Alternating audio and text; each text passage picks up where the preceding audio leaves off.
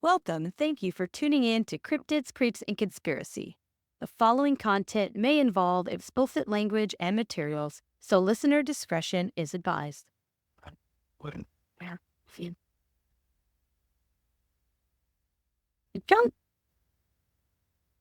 All right, welcome back, everyone. I am super excited. I am killing it. We have guest after guest after guest, and they're all new, and I'm super pumped because I have met him through our live feed with Farah.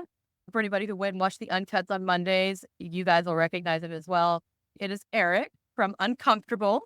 Anything that you want to let us know, now is the chance to do it. Thanks, Natasha. I appreciate you having me on here. I'm Eric Szilagyi. I'm the host of Uncomfortable Podcast. It's just known as Uncomfortable, but it is a podcast, so you have to say Uncomfortable Podcast. Topics that reside on the fringe of our reality is pretty much the catchphrase for it. Everything from spiritual awakenings, hauntings, UFO encounters, Bigfoot encounters, experts, recognizable names in the fields, just about everything under the sun, as long as it's uncomfortable. Cover it. Available on all the platforms. About 6 months ago, I started doing a video version of it as well on YouTube. So the audio and videos are available on YouTube, and then again, the audio just on all the major platforms. All right, perfect. And like usual, everybody, he's been amazing, and he went ahead and provided me with all of his links. So for the norm, down in the description, you're going to have my sources that I have here that I use. And you're also going to have all of his links. So check that out and make sure that you go in, follow, and all of that. I'm sure I'll probably say it again at the end, but you know what? Do it anyway. And I'm super excited to have you on because I, too, make people very uncomfortable, but probably for a different reason. Not necessarily. Don't sell me short, because even though I make people uncomfortable in the show, during my regular day life, I make people pretty damn uncomfortable too.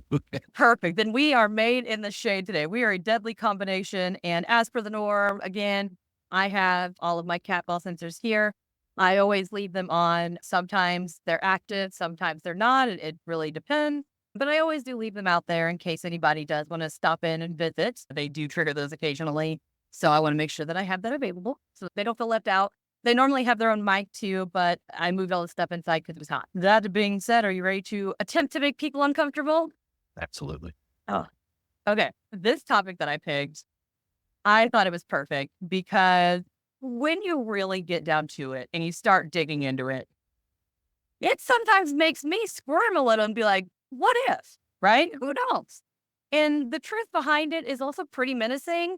So regardless of whether or not it was true, it was pretty screwed up all around.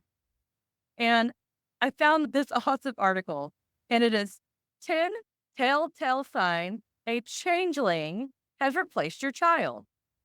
So I had reached out to you and said, do you have children? You did indeed. Specifically because now we can evaluate the situation. Now, again, like I said, stories have gone on for ages of all kinds of weird things that could happen. And according to legends, a changeling is a fairy child left in a human child's place as the human is just snatched up and taken. They don't just take it. You don't want to be confusing. You'd notice if there was just no baby. But they did one better. They're like, I'm going to take your baby and I'm going to one-up you. And here's my baby and you can keep it. Of course, I'm not really sure the logic there. Is it actually supposed to be replaced with a baby from the fairy? Occasionally, you might get something other than a baby. Okay. But either way, it has a pulse and it does move. So it is living. I guess you could put it that way. It's living. And the changelings, a lot of times they say that they're reported as being sickly, a little mischievous, or sometimes even aggressive children that basically were left out in the wilderness and even tortured in order to get their human version back. I'm going to be the one to make that call. If these alleged stories are true, the changelings often ended up in the grave, or at the very, very least, blatantly mistreated. We're talking mad abuse. We're going to go ahead and go into some signs that your kid is maybe a changeling. The first one is the baby has unusual features or birthmarks. So let's evaluate. Did any of your children have a birthmark or an unusual feature? Negative. They had birthmarks, but they were no unusual features. My child very well could have met this requirement because aside from being a behemoth, he got stuck on the way out, got a little road rash. So when he came out, he had what they call a stork bite or something. So he literally had a triangle that pointed down at his nose and went up his forehead to his hairline and crossed. He had a big triangle. And when he would cry or scream or get mad, that red spot would turn dark purple. So he looked like the guy from Avatar. Yeah. Kind of. The airbender. Think of virtually any baby that's born a cleft lip or something wrong with their nose. Or I know a lot of people that do have that purple that's even worse than my son, where it's like purple all the time. Or I know that I'm trying to remember what the technical term is for it, where the melanin is not even. And so you have all kinds of weird patterns. Is it alopecia? I think alopecia is when you're balding. Isn't it? What's that? I don't know. Aloe. I can spell. Alopecia. Disease that causes hair loss. Yeah. So that's too, if they have some buggy or conehead babies or anything, whether one of your legs is shorter or any possible thing could be looked at as something wrong. Okay, I got to interrupt you here. So at what point are we talking about the exchange? Where did that happen? Within your womb before they came out, or after they came out and you just weren't paying attention for a few minutes? I wasn't able to find an exact time. So I believe that it could be either or. Back in the day, they would take the baby and they would do whatever they needed to do to it. When I had my son, that baby was in the room with me. He never left my side. He never left the room. So I always had eyes on him. But back in the day, they'd take your baby, you put him in a little baby bin, and sometimes you'd have a swapped at birth situation by mistake. But it never really specifies. But I do know a lot of times these fairy folk or the fae do get allotted a lot of mystical type powers. I don't believe that it's unheard of to possibly do it pre-birth, doing some kind of prenatal swap. It's plausible, but most of the times when you hear about it, it's you notice a difference. So there must have been something established first as that baseline, and then something changes. That's what I was getting at. Yeah, but I could see, bro. But I don't know how you would know the difference other than just being like, oh, something happened. Because I feel like if it was something that was drastically obvious, then you would have had to have seen a normal baby at some point to believe that your baby was a fae, right? I would hope. Who knows? I don't know. Back in the day, people were crazy. Germs were the devil. Literally. Yeah. That's always one thing, but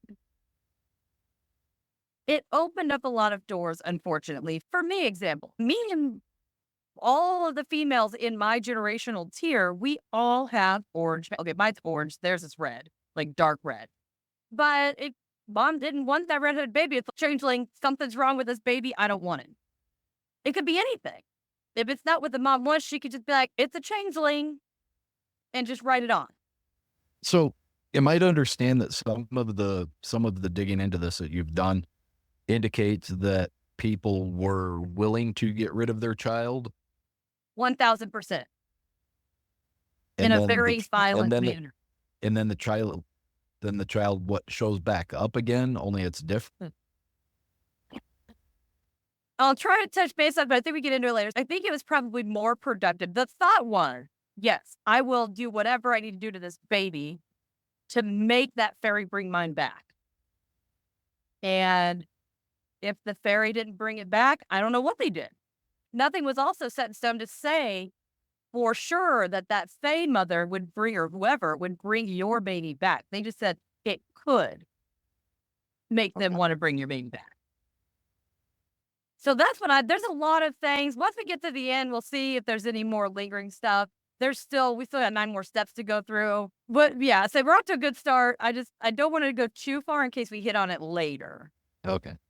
I Uh, ask a lot of questions, so you're probably going to have to, I love, put me off till later. So, oh, you're good. I will try my best. Just know that I might, what do they call it? Eat crow or put my foot in my mouth in case, because I don't have very good attention span. So although I did look at all these, like today, I also sat in a parking lot for 10 minutes today waiting for my kid to get out of practice, forgetting that he actually got picked up by another kid's mom.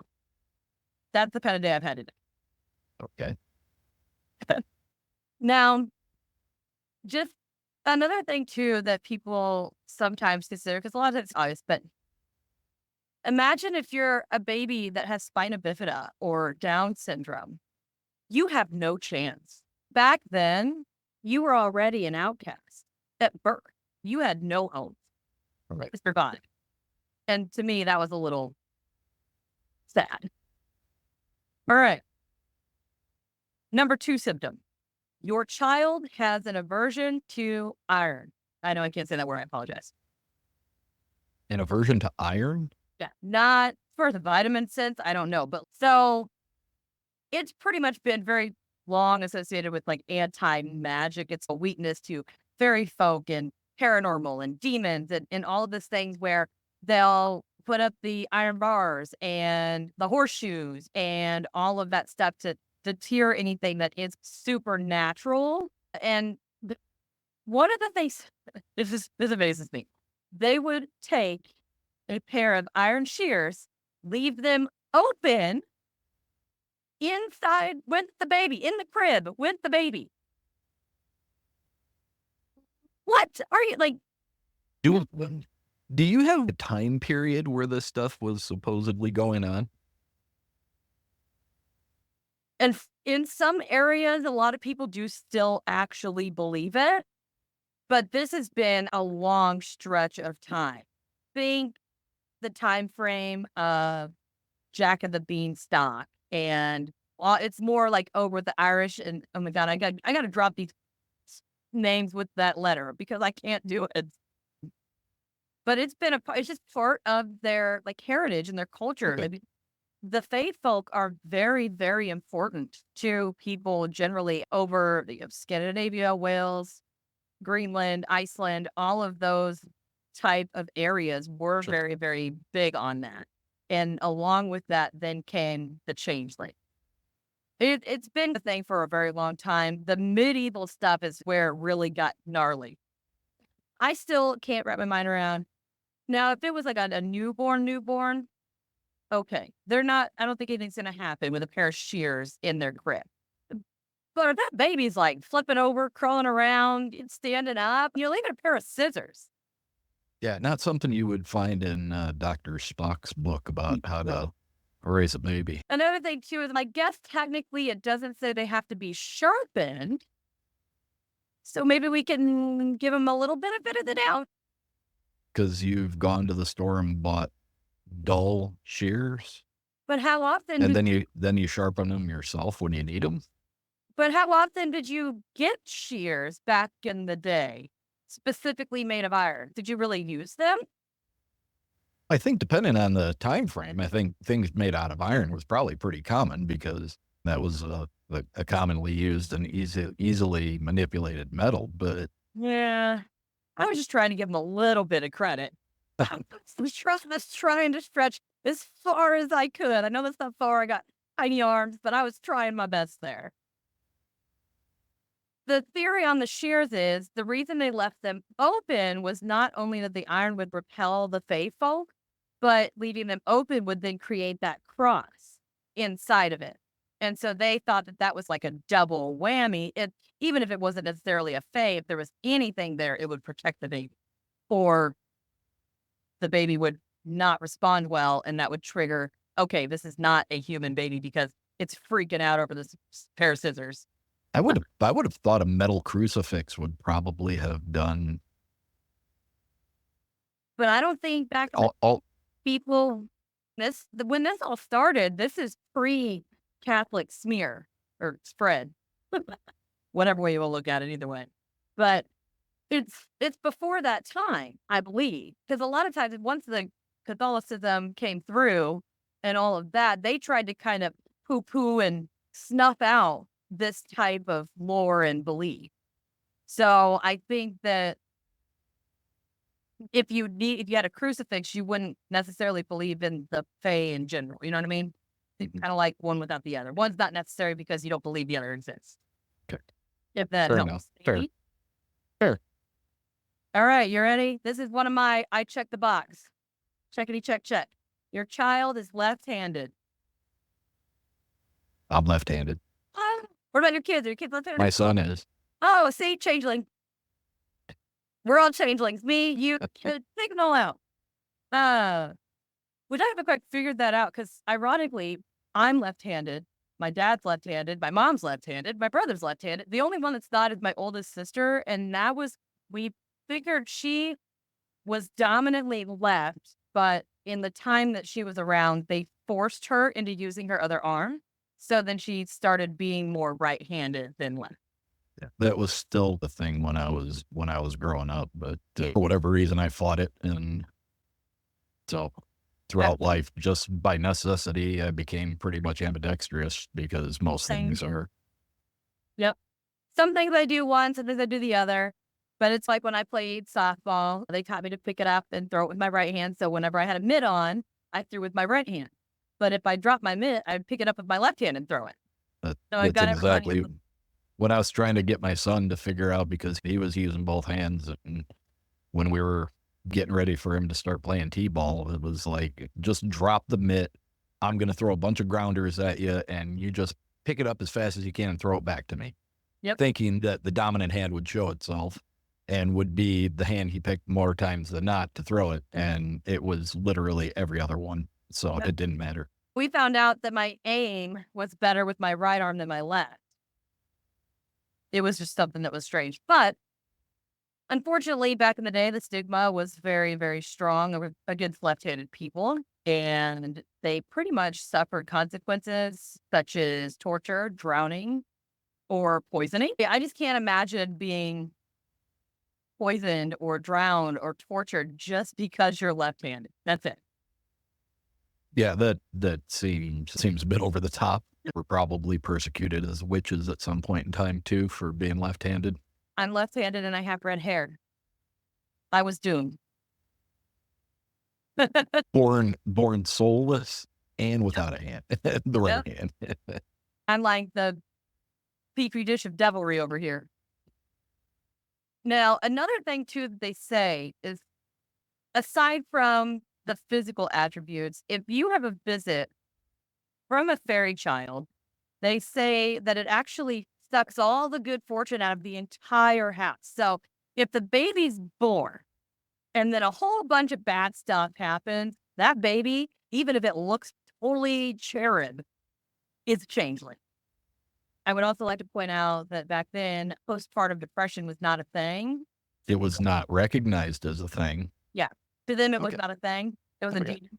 If a parent had postpartum, then obviously there's a lot of things that are going to happen in that household that don't appear to be very lucky. And then it has nothing to do even with the kid itself. The kid could be an angel baby, but if all these bad things happen, then changeling, done. You think about all the number of things that can transpire during bringing in a new child into the world. Because the guy in the relationship, the husband or whatever, he's going to want to get back to being able to do the things that they do that gave him the child to begin with. Typically, the woman is not going to be very receptive to that initially. If she's going through postpartum depression, that's not going to be something that's on her brain at all. He's going to be unhappy. She's going to be unhappy. I think there's a number of things that just the introduction of a new child into a family, it's a daunting thing at first. Especially back in the day when birth control wasn't a thing. So a lot of these people did have children very close together. And sheep. They had a lot of sheep too. So I am an Irish twin. They had my sister. Doctor said, you can't do this. Dad said, shut up, you're doing it anyway. And here I am, surprised. But I did think it was ironic that it's called an Irish twin when two siblings are born within the same 12-month period. That's also something to keep in mind, that it is in that region. Along with the bad mojo and the bad moods and all of this chaos of the brand new baby, they also blamed changelings for family poverty, enticing these people to get rid of the children because they can't afford them. Now, anytime you add a mouth to feed into a family, it's going to get more expensive. Again, something that has absolutely nothing. This baby did nothing. This baby's a cherub. It doesn't cry. It just whatever. It doesn't sing. But because it brought more hardship and more, like, a greater poverty level, it is now a changeling and it is frowned upon. Yeah, I can attest to having 2 kids. Finances absolutely go to hell because everything is. Yeah, even 28 years ago when mine first came out, things were expensive. Yep. And yeah, it's. I can't figure it out. So I'm number 2 of 4. So things were pretty tight growing up. And I've got one breathing kid, and he eats enough to be like 4 children. I can't even imagine if there was another one because I wouldn't be able to feed it. I'm sorry, did you say one breathing kid? If this one goes off down here, that's typically my kid's fault.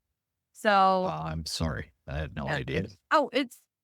I let everybody know. To be fair, they didn't think I was ever going to be able to have one that made it. He's actually a freak of nature, and it's a whole crazy story. But he has 4 siblings that didn't make it. So, yeah, but they don't go far. They hang out, especially around their birthdays. They really like to be active. So they're always here with me. They could do without the 2 a.m. mommy wake ups because that's creepy, but at least I know they're here.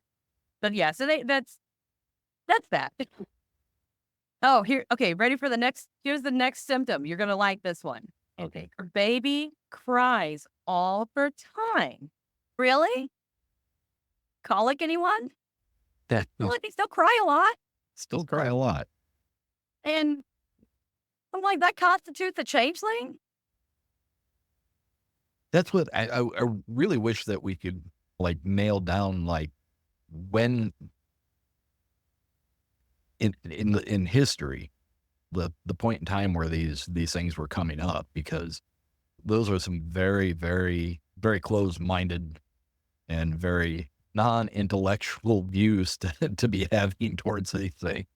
Exactly. So they say that they've been popular for like thousands of years. And like I said, they still have some places where they believe it to this day.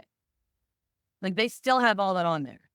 And What strikes me, and I didn't mean to interrupt you, but what strikes me is if these communities, these cultures that are believing this stuff, if they are taking the time to believe in Fae and all of the things that they can supposedly do, yet they're overlooking and pushing out of the way some of the most normal things in life for a child to come into this world.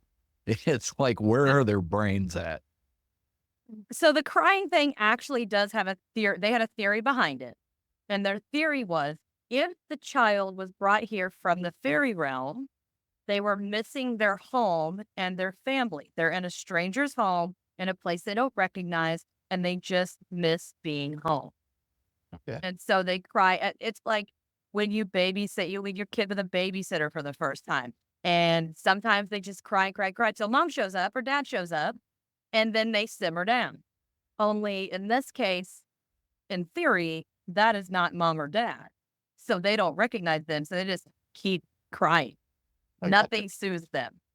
Now, I did want to point this out. I found this thing here that there's a book, Fairy and Folktales, and it was written in 1888 in Ireland.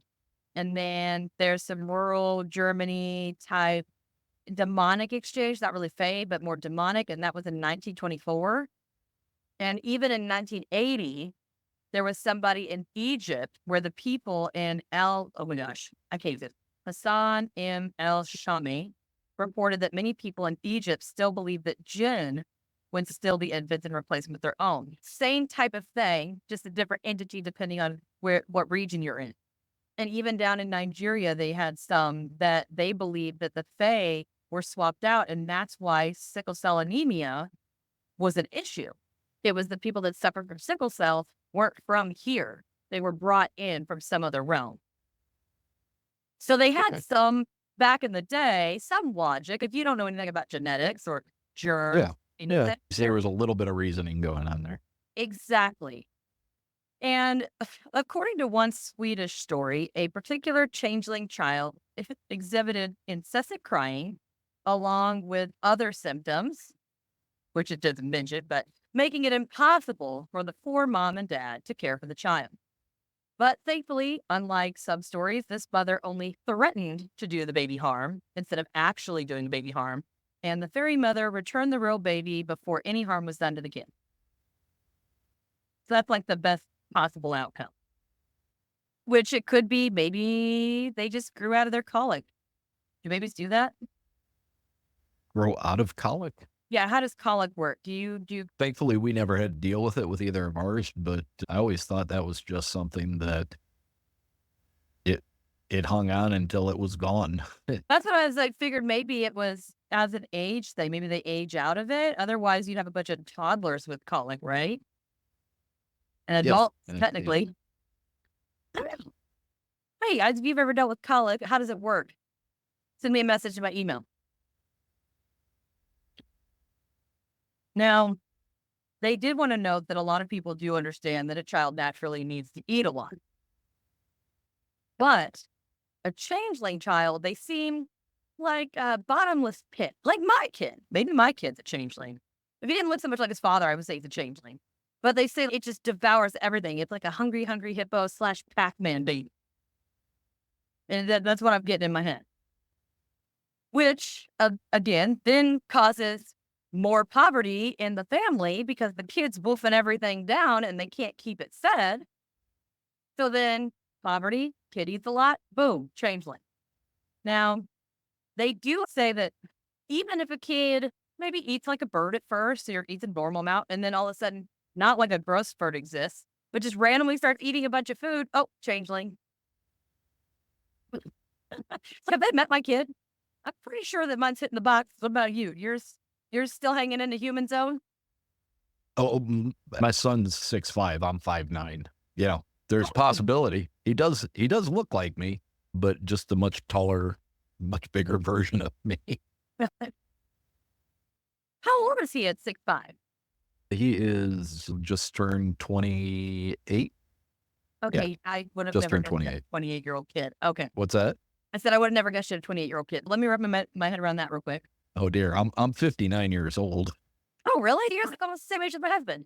So you're 2 years older than him. That makes more sense. My kid, he's about 5'8", but he's only 12. Okay. But dad's up there, so we're thinking he's probably going to hit 6'3" at least. My son, like when you would take him to the doctor and they would measure him and weigh him and all that stuff, it was always in the 97th, 98th, 99th percentile. And at the time that I coached Rocket League football and middle school and high school football for a lot of years. And at the time that he got old enough to want to start playing in the Rocket League, Pee Wee League, he was a full helmet taller than everybody else. You have these parents that come up and they're complaining that they're afraid their kid's going to get hurt. And it's okay. So if you're afraid they're going to get hurt, you shouldn't have them playing football. Have them play tennis or something else. Swim. Because football's a contact sport. And we're not going to change the rules because you're afraid your kid's going to get hurt. Mm-hmm. But inevitably, they would always say, what if they put him up against that guy? That kid's a freak. And yeah, that's my freak. And you don't have to worry because your kid's never going to play.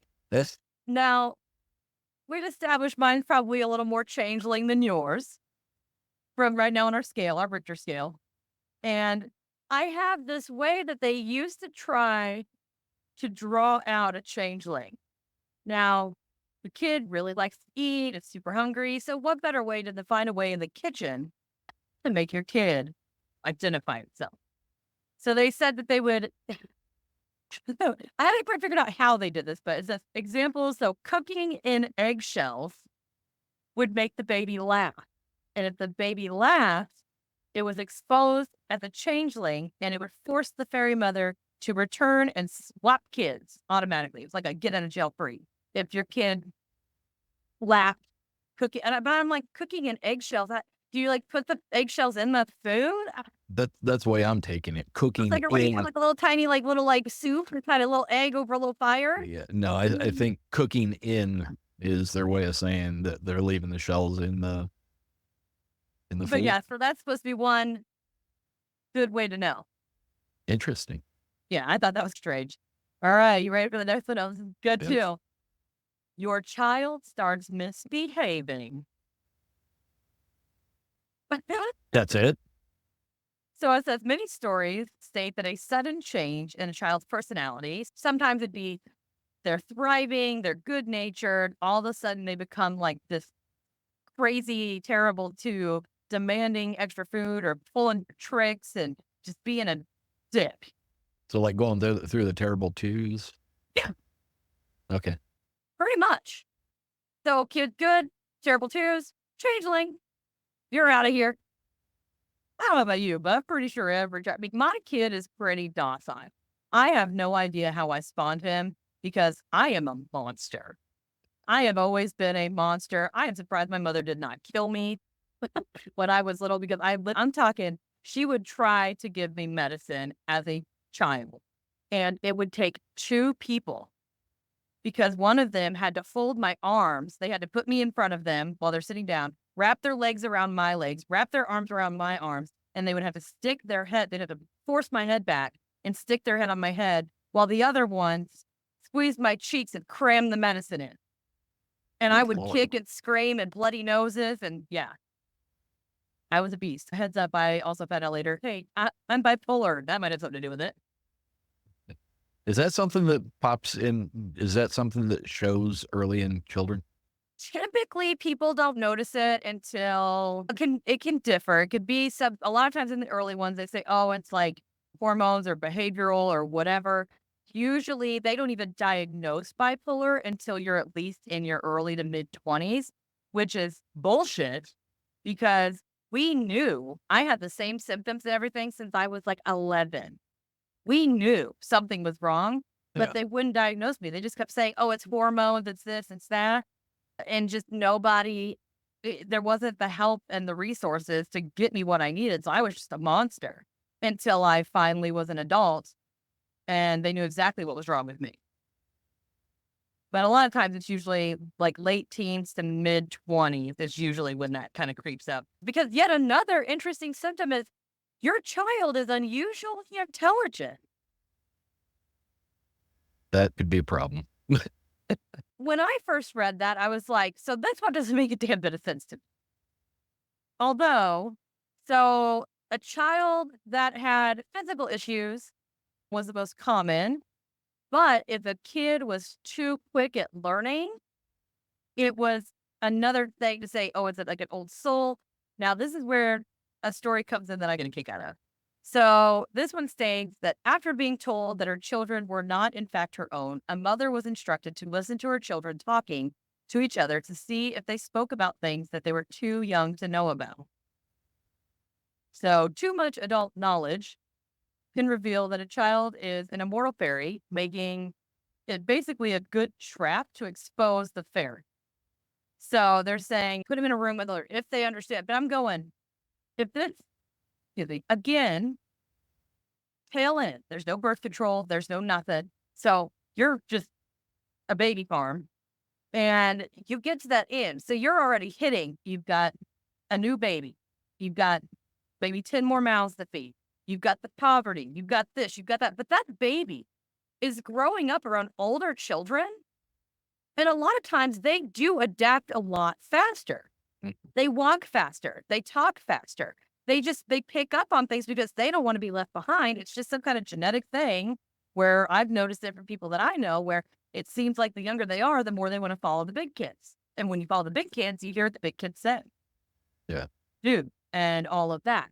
So I'm wondering, do they stick them in a room and see if they tell any dirty jokes? How much adult knowledge are we talking here? I just have an immense amount of problems with the rationalization behind the cause and effects of these changelings. Like what constitutes two facts? What constitutes and what about kids that just were naturally born extremely intelligent? My son never talked baby talk. Yep, my son never did either. My daughter, complete baby talk. My son was running through the house at 9 months. He was 10 pounds when he was born. Philip, okay, we have the same kid. Are we sure? Can I see a picture of this child? I want to make sure we're not talking about the same kid. Maybe it's like a time traveler and I ended up with your spawn too. And I did an interesting little dive into college when both my kids went to college, because everybody's under the impression that they're going to go to school for 4 years. And quite simply, that is not the case. When I graduated high school, I graduated early only I did too. I graduated as a junior. My first baby, I got pregnant in high school and it ruptured my fallopian tube. And so I had to have emergency surgery and I like flatlined. It was a big catastrophe. And I just couldn't go back to school after that. I just couldn't. So I graduated early. I still graduated with too many credits. And had I stayed all year, I would have graduated high school with my associate's degree. Yes. And I found this other story here and I thought it was funny. So another story is the fairy in question was prone to making mean faces and taunting people for no apparent reason. In addition to the other symptoms, fairy changelings tend to be rude, perhaps because they don't see the need to be polite to humans. Like they're a bum. So I guess if your kid's a bully, they're a changeling. Then that could have put me at one point in my life to being a changeling. Oh, I was angry. I'm hitting all these boxes. I'm like, check, check, check. I don't know any of them that I haven't checked yet, except my favorite job I ever had was being a bouncer at a bar. Now, they do say another sign is that your child is unusually withdrawn. Now, my kid is pretty shy, but they say people expect children to be playful and lively. So when somebody's particularly quiet or withdrawn, they get a little concerned. So today, we have diagnoses for people that do have some issues in social situations like autism, Asperger's syndrome, like the obsessive compulsive. But back in the day when the stories were popular, those symptoms were said to be signs of a changeling. Go figure. And this connection may have led to the prevalent myth that filling seeds could be used to trap fairies because they wouldn't be able to resist coming out of hiding to count them all. I've heard the same thing with vampires. Was it rice? They're rice or something? I think it's rice. And you throw it and supposedly they have to pick it all up. And then there was the movie, with Jennifer Aniston, Leprechaun, where they throw the shoes and the leprechaun has to match all the shoes and he's like, son of a bitch. And he's like going through shoes.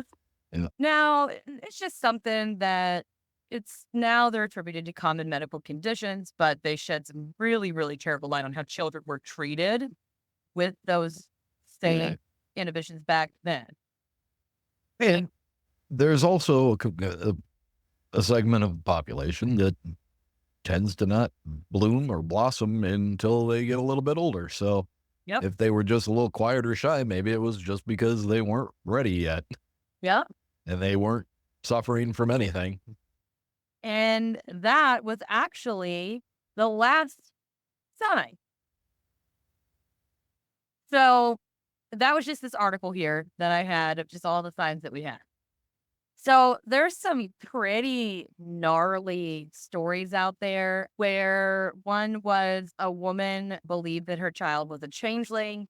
And again, the thought was, if I cause harm to this child, the Fae mother will hear it some magical way and appear to then bargain and give me back my child. So they would like boil them in water and drown them and burn the bottoms of their feet. Like they would do horrible, horrible things to these children and sometimes they would take them and they would just ditch them in the woods and be like, oh, I'll come check in 2 days and see if it's the same baby. Yeah. I've always had a bit of a penchant for for medieval times. It's always been, would have had a choice of when to live. I'm drawn to that time period, but it's quickly going out the window. I could never do it because 1, indoor plumbing, 2, central air, 3, the biggest factor would be, had I been born in any other time, if I was even born about 10 to 15 years before I was born, I would have died when I was 18 because nobody knew how to address the problem that was wrong with me. It Yeah. didn't exist. People didn't know. People would literally, I would have just fallen over from internal bleeding. And they would have been like, natural causes. Yeah. And it's just, to me, it's super, super crazy. And there's a movie out there. It's called The Changeling. And I want to watch it because I haven't seen it yet. But it's got Angelina Jolie and Christine Collins in it. I've seen it, but it's been years. Yeah, and they say that it's actually based on events that is the Walter Collins case. And I don't know a whole lot about it. I didn't delve into that one because I figured if I delved in too far on top of the 10 signs, we'd probably be like really deep. So I didn't want to go too crazy. But it's just these things are all over the place. They're in Scotland, they're in Ireland. And the unfortunate thing is, it could have been something as mundane as, oh, here's this old wives' tale, and let's develop a cartoon around it. Yep. But then you'll have the segment of the paranormal community, people who fancy themselves to be influencers in this realm, and they'll start drawing associations to, see, they're telling you the truth. They're putting it right there in front of you, and you're too goddamn dumb to know it. And that's quickly becoming an area of contention for me with all the, as I said before, I've covered pretty much the gambit of paranormal. And you can draw an association from one thing to another, completely different things, completely unrelated, but you can find something that will allow you to draw. And if you're smart enough, and you're a good enough bullshitter, you can convince a lot of people that, oh my God, yeah, he's right. Holy crap. 1000% agree with that. And some of the stuff I struggle because I try to keep an open mind. And for everybody who's been listening for a while, if not, you'll get the hang of it. Welcome to the show. I try to look at it very open. Even if you might bring me an idea and I might be like, this dude's a fucking idiot. I don't know what he's talking about. He's so full of shit up to his eyeballs. But I'm still going to be like, okay, let me hear your side. Or I might be like, this guy's got it. It's golden. He knows exactly what's going on. We are on the same page. But I'm still going to be like, but what about this? What about this? I want to get as much out there as possible. And a lot of times, not only were these fairy children replaced with fairy children, there's some stories and some lore that believes that sometimes they would swap your baby with an elderly fae that wanted to be like, kind of like instead of sending your great Aunt Gertrude, sorry, Gertrude, if you're in here, great Aunt Gertrude to a home, you'd send them to the human world and steal a baby because you don't. And imagine, like, how would you not notice a raunchy old man in a baby's body? Well, I mean, because they're breastfeeding. Let's think about this. I'll be completely transparent. The fae is not something that I've ever spent much time looking into. I know where they originate from. I know the cultures that believe in them pretty heavily. So I can't really speak to what are the known supposed components to fae. Are they able to transcommute? Apparently in utero, are they able to manipulate the way they are seen? Fae have always been, to my knowledge, very small. Are they able to present as a full-sized child? I think that there's now, okay, hold on, let me think here. Growing up, I was convinced they were real. They were real. I was 6, 7 years old, and I was setting fairy traps, Mopo. Like, I was all about it. I was going to catch me a damn fairy, and that was going to be that. And I was going to prove to everybody that fairies were real. I don't know why I was so obsessed with fairies, but I was. And then ironically, as I grew older, I started noticing how sensitive I was to the paranormal and all of this crazy stuff. And I sometimes almost wonder if maybe because of some of the things that I picked up on when I was younger or saw or heard, maybe the fairy tales didn't seem so out there to me because I had seen things that clearly people had told me that they weren't real, but I saw them. So I guess it opened my mind a little more. I also don't think that it's just one batch of a fae is a fae is a fae.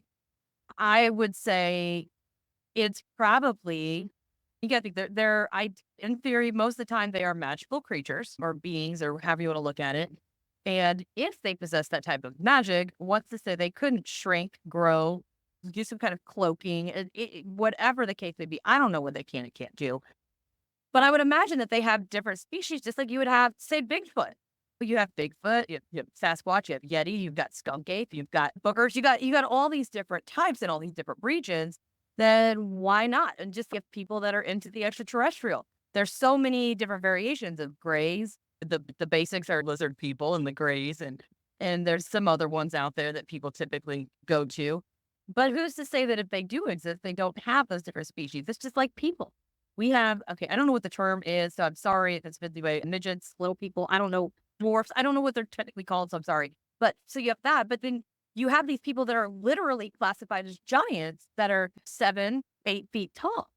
But then you have most of us that are in that average. So even if the fae was a thing, who's to say that there's not some that are taller and some that are, or maybe some of them can do certain things. Maybe some can cloak and some can't. I've heard some that have more of they control like the water or like sprites and stuff like that have those different abilities. And I sometimes feel that anything that kind of relves into the paranormal supernatural range, they do have some variations. Even I've heard a lot, I know it's been popular recently, is Dogman. And I've heard different stories and firsthand encountered from people that have experienced these. And some say red eyes, some say yellow, some say orange, some they have this vibrational thing. I've heard, I believe Matt that I did in my 412 episode or 412, then it's, oh crap. Yeah. But I've wondered even with them, there is also the conspiracy that they are created. They don't just exist. It's a government experiment or whatever. Regardless of how these things come about. And one thing I placed on them, again, I just like to throw things out there. What if they have different color eyes because they're different breeds? Just as you have a poodle and a Great Dane and a Golden Retriever, what if the red-eyed ones can do this, the yellow ones can do this, and they have different abilities, and whatever genetic thing that makes that happen also alters something with their physical features. Yeah, Dogman has been a difficult one for me to. I had a number of paranormal experiences throughout my life, starting with an early obsession with UFOs, and then as I got into my early teens and stuff, I started to have actual things that I consider to be experiences with the paranormal. Anytime I've ever delved into the Dogman, the people that I have talked to have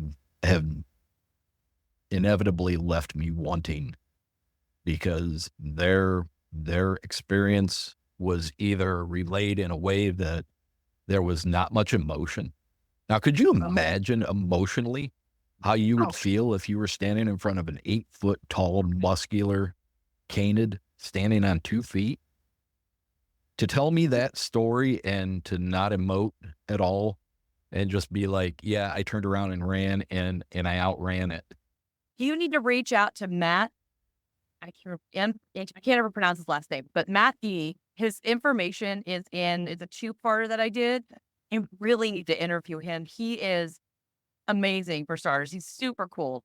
And when he told me his story about his encounter, and it was like when he was like in his teens, like late teens, I think. And you can hear it. This man saw something. No matter what the hell it was, he saw something terrifying. Like, he was in tears by the time he was like, you could hear it in his voice that sometimes he had to stop a couple times and then start because he was having a hard time conveying it and I mean, it was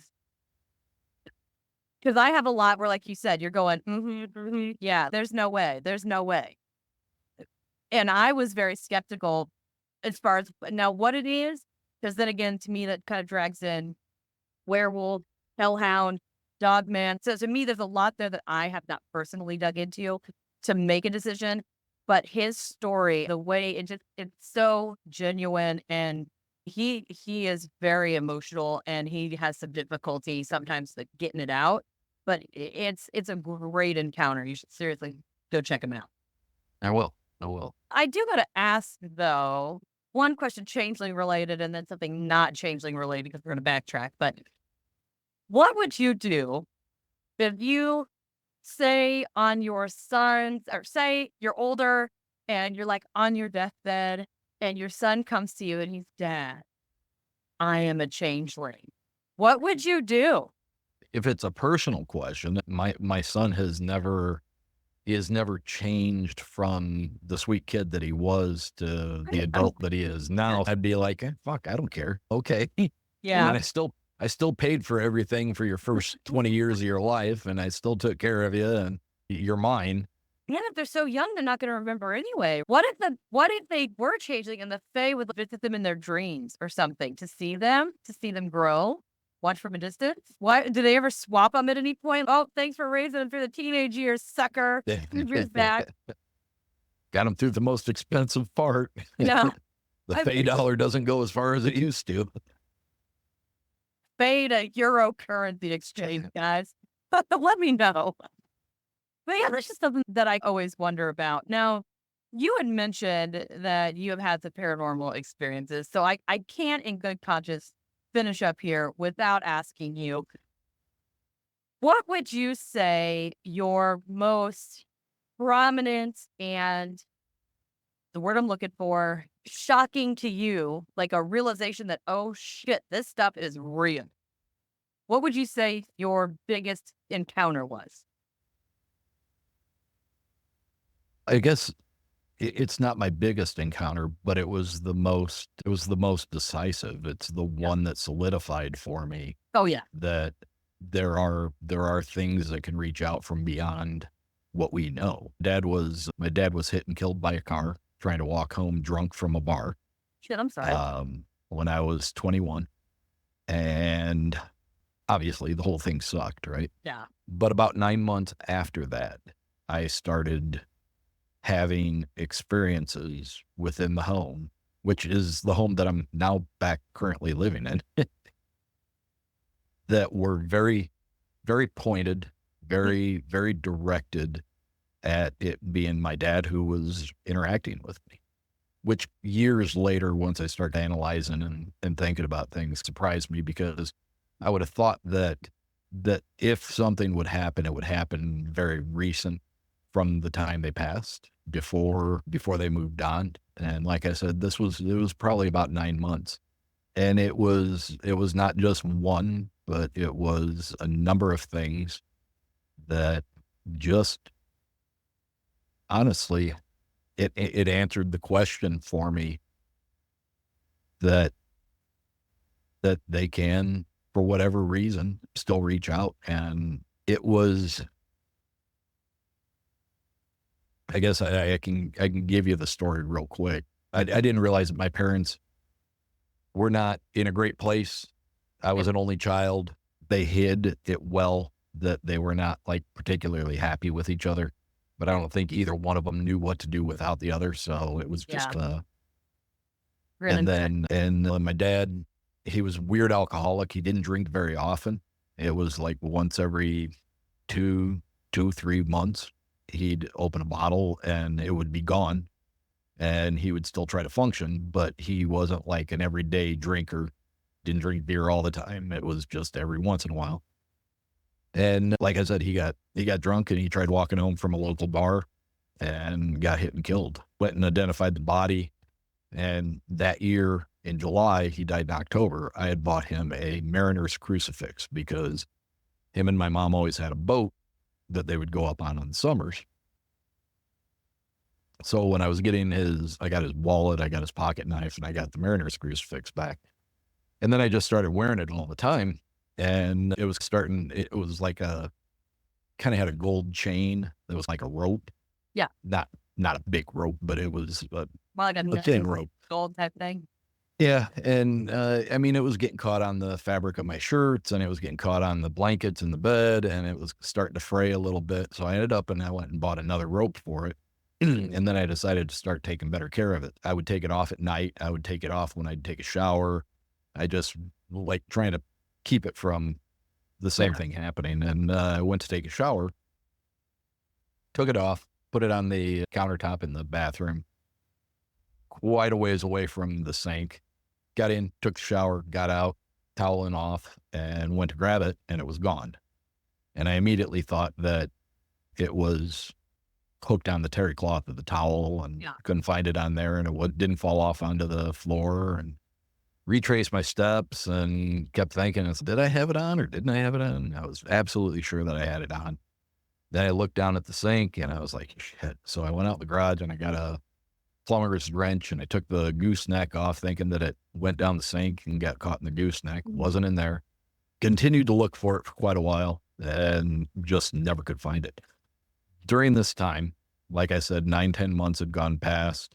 And I don't know if you've ever been divorced, but That's twice. so there's a point after a divorce or during a divorce where men and women both, they go off the rails a little bit, and they want to go catch up on the things that they've been missing. Oh. So they get a little loose with their morality maybe, and they just start sowing the seed, as it was. It shocked to me that my parents, after talking to my mom, that my parents were not in a good space and hadn't been for a long time. So she started seeing somebody about 8 or 9 months after my dad died, which I thought was really, really too quick. But looking back on it now with the way the relationship was, made sense. So I was living in the house alone at the time that I lost the necklace. And I got ready to go out on a date. It was summer. I had a really nice tan going, and I went put on my favorite white button-down shirt. Got it buttoned up and got to the top button, and the button popped off. And I stood in front of the mirror, and I would have looked like Guido if I didn't have that button. So I wanted to make sure and so I was like, shit, I know where my mom kept her sewing basket, and it was in their old bedroom, in my mom and dad's old bedroom. And she had already started spending a lot of time at this new guy's house, so she wasn't always back at the house. Yeah. And when she was gone, I would always close the door because I was not ready to see the pictures of my dad that were in the bedroom, because I didn't want to deal with the whole emotional thing. Yeah. I walked down the hallway, took a deep breath, opened up the door to the bedroom, and sure enough, there was a picture of my dad and me in Traverse City, Michigan on vacation when I was like 12. And it's the first thing I see. And then it dawned on me. I said, it's not as bad as I was expecting. It wasn't like I was overwhelmed with a flood of emotion or anything. It was just like, all right, I can do this. So I went, sat down on the edge of the bed. In front of me was a dresser with a mirror. I reached down underneath the bed, and it was an old cookie tin that my mom kept all her sewing stuff in.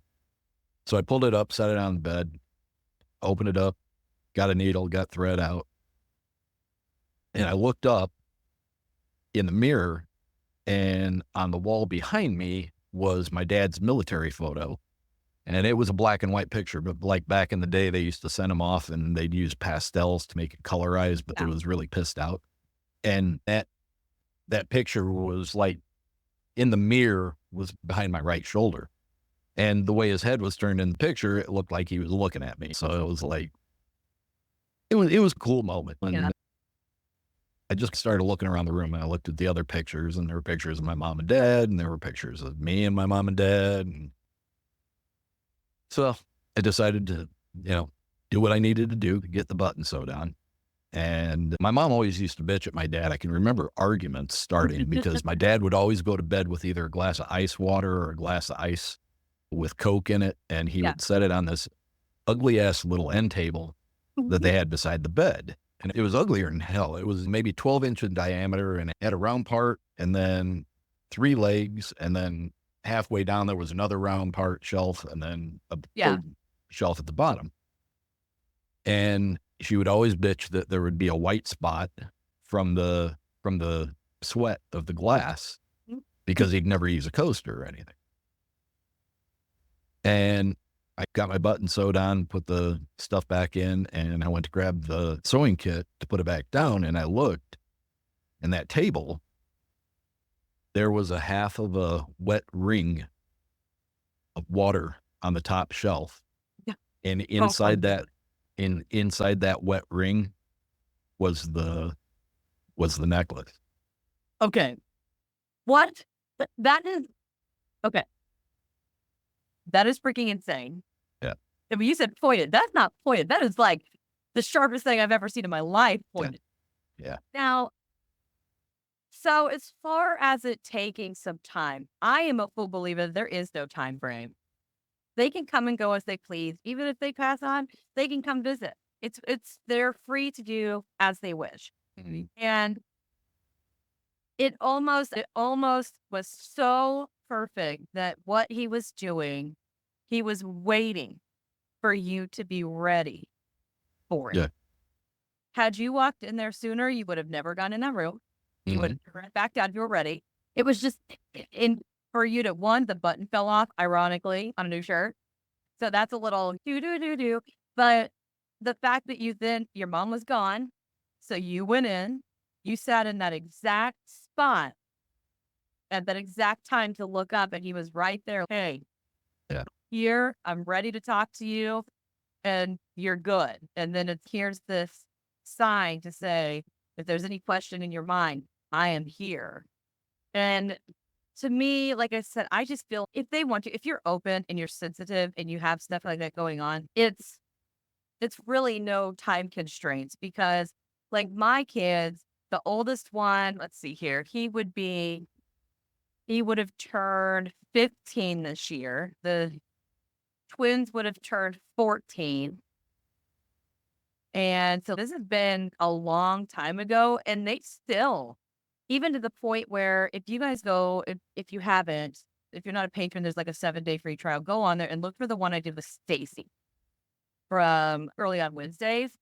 And this ball down here is specifically for them. And I was asking them to hit a ball and nothing was happening. And I was like, that's really weird. I was like, I feel like there's someone in here. So I opened my little spirit box and I was like, hey, can you please do this? And it kept saying, I'm trying. And I'm like, why can't you do it? And it kept saying too high, because the ball was up here. No. And I was like, okay. So I moved it down and then immediately it was like, boom, boom, boom. And we stopped what we were doing and we probably had a good 10, 15-minute conversation with one of them. And it was actually the one that it was his birthday. Like it would have been his birthday that week. And we were asking because I was like, oh, are you a sibling? And hit the balls, yes, and nothing's no. And we even went to, are you under 10 years old? And are you like, so we're asking all these questions. And it was the last baby I lost. And it was giving me like a specific number and it was answering the question. And I'll be sometimes asleep and I'll be like on the couch and they are somewhat nice. Sometimes they just wake me up for no reason, but sometimes like I'll have a nightmare and I'll wake up because I sleep with a headband on with earphones in it. And I play sound on like as loud as I can get it as rain to calm my brain down so that I can sleep. And even with all that on, I'll hear, mommy, it sounds like it's right at the foot. And it's like, if you're on the recliner, the foot things up, you just can tell that voice is right next to your feet. Yep. And I'll just be like, mommy. And it just wakes me up. And I'm like, looking around, there's nobody there. And I'm like, okay. And they do that occasionally and they like to pull pranks. So I always know when it's them, but we're pushing 15 years ago. Yeah. And they're still there. I think they wait to show themselves either until they're ready and or until you're ready to receive it. Because you got to think they're in shock too. They're still dealing and probably coping. I believe that once you go, you're still coherent. Otherwise, you wouldn't be able to have these conversations over a spirit box or to set these light sensors off. And you wouldn't have the knowledge to do that or be able to hold a conversation or answer Right. questions. So they're probably like, oh crap, especially if it's sudden like that. Maybe he's figuring out like what's going on. One, what the hell happened to me? Two, then it's okay.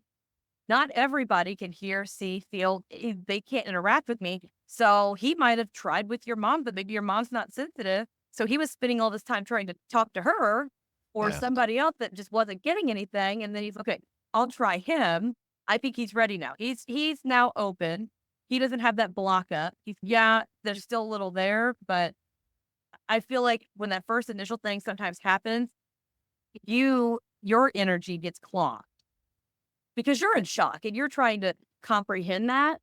And sometimes some people they just naturally need more time to just digest what happens to flow that energy out and make it to where you can perceive it. And that's my kind of thing too, is sometimes I've had people where they're like, after a while, they're like, wait a minute, this stuff was happening the whole time and I just didn't pick up on it. And I'm like, maybe it's because you weren't ready. Yeah. And then they found the opportunity where it finally got in because you were able to be more aware of it at the time.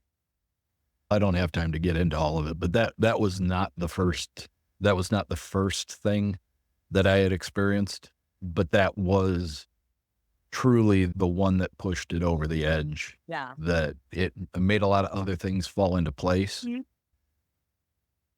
And I've always looked at it was never scary to me. No. It wasn't something that gave me, oh my God, what's going on? It was completely, I looked at it completely as a gift.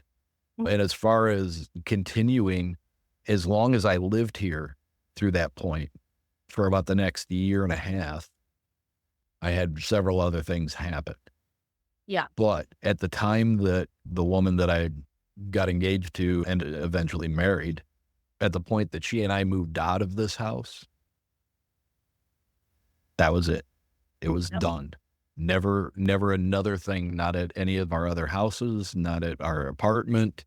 And then after my divorce, I moved back in with my mom to take care of her because she was starting to get signs of dementia. And I've been back here for 10, 11 years and nothing more. Interest pretty good on time. You're so probably have to stop. I do definitely for sure want to have you on to do more of the experiences that you've had so that we can get a little deeper into that. There's a lot. Too, but I always laugh at it's now granted, I don't know. I'm like really sensitive to stuff. I don't always know how it works for other people.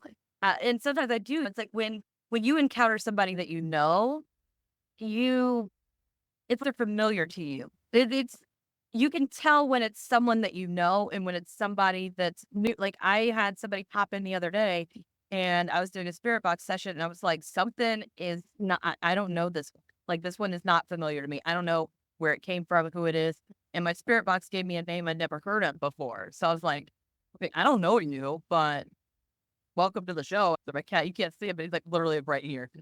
But I just feel like it's something like that too. And it is very comforting when you do have experiences with people that you did know and you have that connection with, because it's very, to me, I don't know about other people, but to me, it does seem very, I don't really want to say comforting would be a good word. It's very comforting. But that's not what we're here for today, right? It's comfortable. Oddly enough, to me, it was a very comfortable feeling. Yep. I have the same when I know it's my kids, even though it's the middle of the night and something's happening, I know it's them. And I'll be like, all right, guys, haha, joke's on mom. Let me go to sleep now. And then they'll let me sleep the rest of the night. But if I don't be like, okay, guys, stop. I get it. Can you do this during the day or whatever? But they're pretty receptive. But yeah, so definitely want to have you on for that. And again, Eric, thank you so much for being here because this has been awesome. I was like, what could be more uncomfortable than children being treated like fake creatures and tortured? Yeah. Yeah, and I got to be honest with you. I am a pit bull. But when it comes to my kids, when it comes to anybody's kids, a child, like mistreatment of any sort is something that I just cuts my legs out from underneath me. I can't do it. And I tell people, I'm like, you know what? I'm like, if there's not a baby box around, like I will give you my address and you can just dump it and walk away because I will be more than happy because like I said, I wasn't even supposed to have mine. And Yeah. it was like all of the doctors were completely dumbfounded. And but then again, I physically cannot have any. We took everything out because I kept losing so many and they kept trying to kill me. So they just took it all out. So I'm like, there's nothing. So I'm like, I get one shot. And if you mess with my kid, I was like, and it's like anybody, it's like any kid in the vicinity, whether you're with me or not, like you're mine. Like I got a kid that was in a parking lot. I sell cars here in town. And it just so happened the parents turned their back to look at this car and the kid went to run. And I have no idea who this kid is, but I turned around and I was like, did my best mom voice, and I was like, get over here. And they both looked at me. They were like, they didn't even Pay realize. attention to your damn kid. There was nobody in the lot. It was empty. It's just that I would rather have stopped him before he got too far where we couldn't Right. see him because we are right next to a highway. He was far away, but it was just funny because I'm like, if you're in the vicinity, you are mine. I will treat you like mine, and that's how it is. So I totally get you on this one.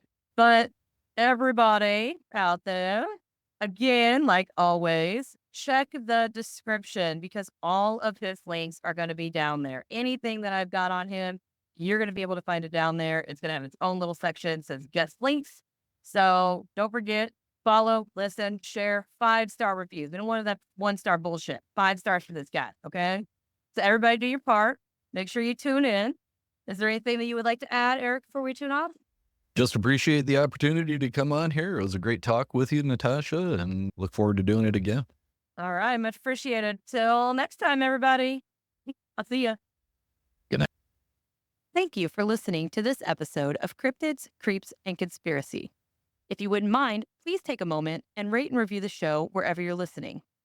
I know it might not seem like much, but it greatly helps the show by allowing us to be found more easily when other listeners search for us. If you have a chance, head on over to www.patreon.com/cryptids, creeps, and conspiracy and become a patron. Members of the Big Show tier get bonus materials, personalized shout-outs, access to the private Discord server, and video versions of episodes, both regular and members only, that are raw and unedited. So they're always a good time. As an added thank you to the Big Show patrons, we also are going to be giving out custom stickers and mini prints after 3 months of membership. I'm currently offering a 7-day free trial, so head on over and see how awesome being a member can be. Before you go, click the link in the description and grab yourself or someone you know some of the self-designed merch, or make a donation to help keep the show going and fund future events and investigations.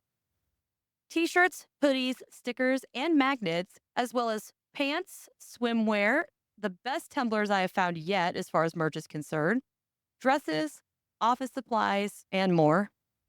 Visit the Square merch store. You can also follow the podcast on Facebook, Instagram, X, YouTube, Threads, and TikTok. If you have any questions, topic recommendations, or personal encounters, please don't hesitate to send them in to cryptidscreepsandconspiracy@gmail.com or submit them through the contact form at www.cryptidscreepsandconspiracy.com. I would love to hear from you and share your experience on a special listener episode. Just make sure to specify that I have permission to add your encounter to the show, and let me know whether you would like to have your real name or an alias to maintain confidentiality. Thank you again so much for all your support, and I'll see you next time, my friend.